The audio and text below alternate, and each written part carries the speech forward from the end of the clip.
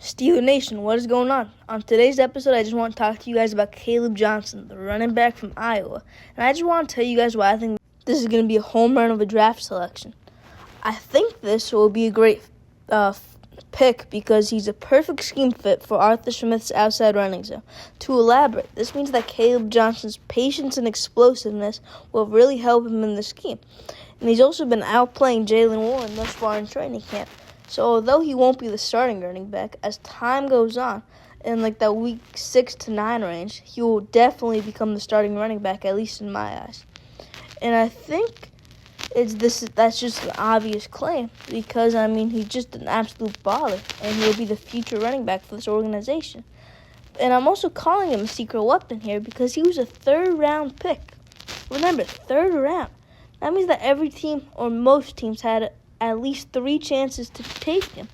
But no, instead they took Travion Henderson, R.J. Harvey, and Quinshon Judkins, who likes punching people.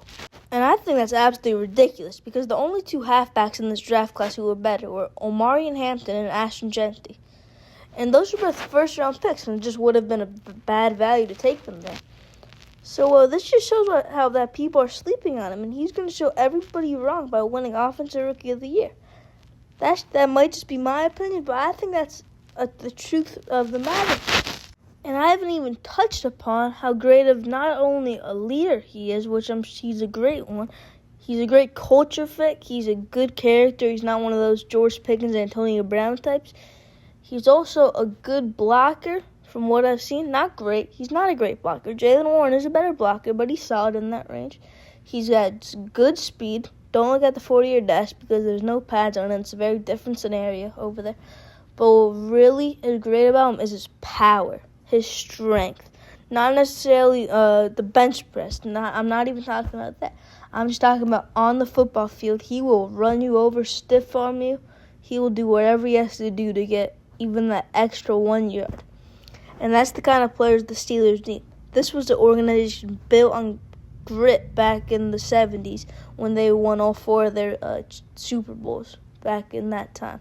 They have one more now, like in the 2000s and 2010 season, but that's because of that grit those teams had, that elite defense, right? But now Caleb Johnson is bringing some of that grit, but to the offensive side of the football. That could be exactly what this team needs. He's going to have to step up, though, because they're expecting him to be a stud, which I guess the Steelers were the only team that expected that from him because a lot of these other teams passed on him, especially the Bengals. The Bengals brought him in for a top 30 visit. I thought he was going there, but no. They took Dylan Fairchild, I believe, out of Georgia instead.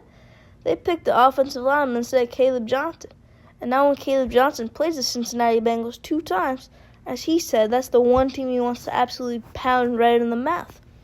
I 100% believe he can do that because he is a great football player, and when you're just a great football player in general, it doesn't even have to be you're elite at one thing and you might struggle at other things. He's just a complete football player in every aspect that you can really look at it. So yeah, that's all I got to say about Caleb Johnson and why I believe he's a secret weapon. Hope you guys enjoyed this episode, and here we go, Steelers. Here we go.